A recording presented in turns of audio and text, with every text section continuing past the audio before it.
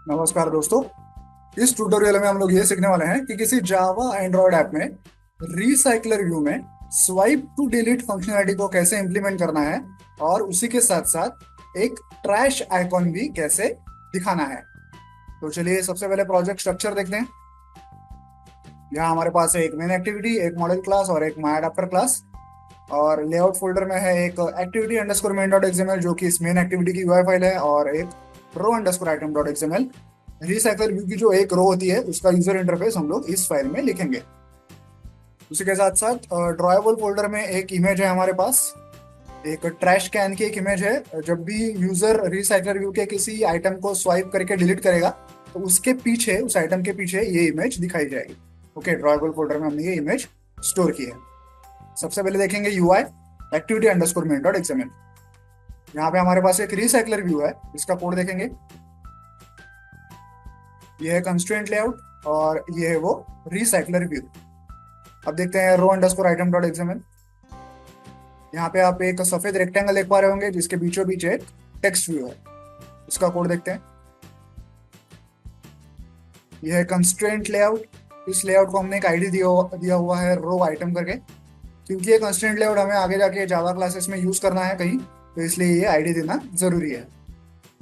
और उस constraint layout के अंदर हमारे पास ये है टेक्स्ट व्यू। ओके, अब देखते हैं जावा क्लास। सबसे बड़े पहले देखेंगे मॉडल क्लास। ये एक डेटा क्लास है। देखिए, ये जो row underscore item dot XML file है, इसमें जितने भी यूआई कंपोनेंट्स हम लोग बनाएंगे, उन कंपोनेंट्स में जिस टाइप का डेटा हम लोग भरने वाले हैं उस टाइप का एक एक वेरिएबल हमें इस मॉडल क्लास में क्रिएट करना है।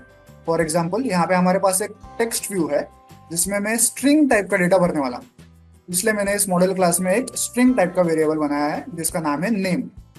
और फिर उस वेरिएबल से रिलेटेड कंस्ट्रक्टर, सेटर, गेटर और टू स्ट्रिंग फंक्शन यहाँ पे बनाया हुआ है। ओके, तो ये हो गया मॉडल क्लास। अब देखते हैं मेन एक्टिविटी। ये है इंपोर्ट्स, ये है मेन एक्टिविटी। ये है हमारा रिसाइकलर व्यू। यहाँ पे एक एरे लिस्ट है जिसका टाइप है मॉडल क्लास।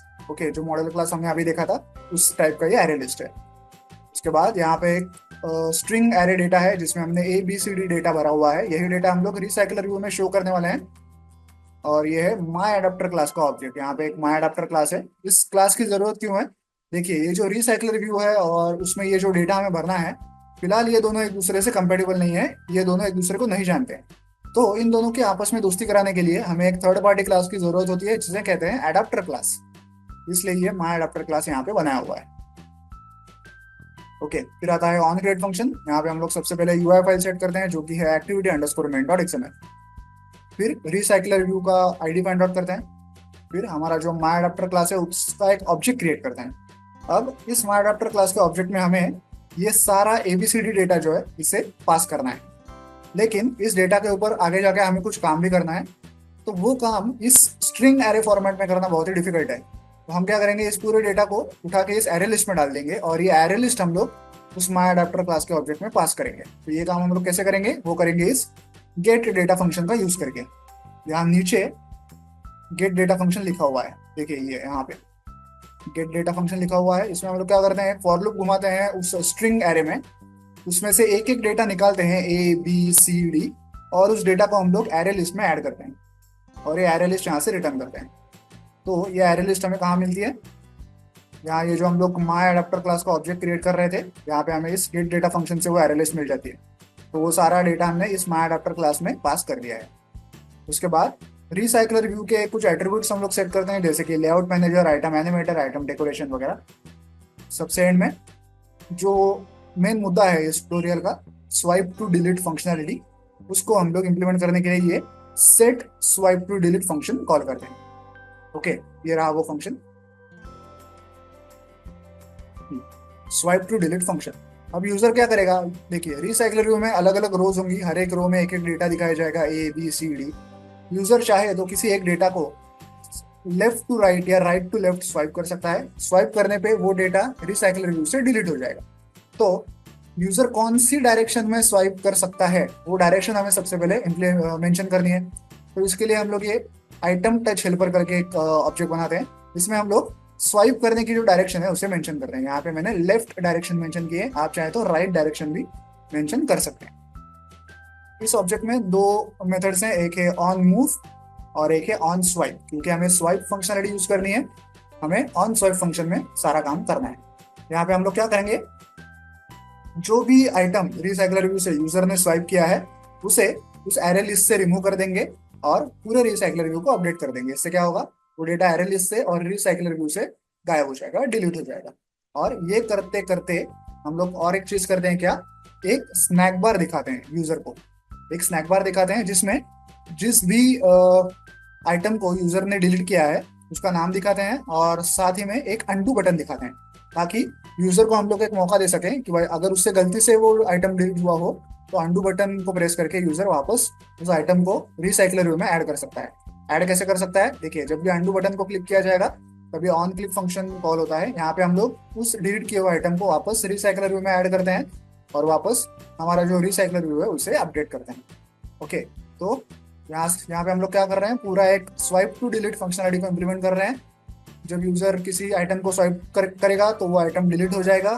साथ ही में हम उसे एक स्नैक बार दिखाते हैं, उसे मौका देते हैं उस डिलीट किए हुए आइटम को अंडू करने की। अगर वो अंडू बटन को क्लिक करता है तो डिलीट किया हुआ आइटम वापस रिसाइकलर व्यू में दिखाया जाता है। ओके, और यहाँ पे क्या है, हाँ, अब जब भी यूजर किसी आइटम को स्वाइप करता है तो उसके बैकग्राउंड में हमें एक रेड बैकग्राउंड दिखानी है और वहां पे एक ट्रैश का आइकॉन दिखाना है। वो जो ट्रैश की इमेज हमने देखी थी, ये इमेज हमें वहां पे दिखानी है। जब भी यूजर किसी आइटम को स्वाइप करेगा तो पीछे हमें एक कस्टम यूजर इंटरफेस दिखाना है जिसमें एक पूरी रेड बैकग्राउंड होगी और या कोई भी कलर की बैकग्राउंड होगी और वहां पे वो ट्रैश वाला इमेज दिखाया जाएगा। तो ये काम हम लोग कहाँ पे करते हैं, ये काम हम लोग करते हैं इस ऑन चाइल्ड ड्रॉ फंक्शन में। यहाँ पे हम लोग एक सेट डिलीट आइकॉन करके फंक्शन कॉल करते हैं। ये फंक्शन यहाँ पे लिखा हुआ है, ये बहुत ही बड़ा फंक्शन है। आपको फिलहाल इसे समझने की जरूरत नहीं है, ये पूरा कोड आपको डाउनलोड करने के लिए मिलने वाला है, तो आपको इसे समझने की फिलहाल जरूरत नहीं है। मैं एक ब्रीफली आपको बता दूं कि ये फंक्शन करता क्या है। जब भी यूजर किसी आइटम को स्वाइप करके डिलीट करने की कोशिश करता है तो उस आइटम के पीछे एक कस्टम यूजर इंटरफेस ये फंक्शन बनाता है, जिसमें उस आइटम की बैकग्राउंड को एक कलर दिया जाता है और साथ ही में ये जो ट्रैश आइकॉन वाली इमेज है वो वहाँ पे ड्रॉ की जाती है। बहुत ही बड़ा फंक्शन है ये, आप बाद में चेकआउट कर सकते हैं, आपको ये कोड पूरा दिया जाएगा। तो ये हो गया हमारा मेन एक्टिविटी। अब देखते हैं माई अडाप्टर क्लास। यहाँ पे इंपोर्ट्स, ये है माई अडाप्टर क्लास। जो ABCD डेटा हमने एरे लिस्ट से भेजा था वो एरे लिस्ट हमें यहाँ पे मिल चुकी है।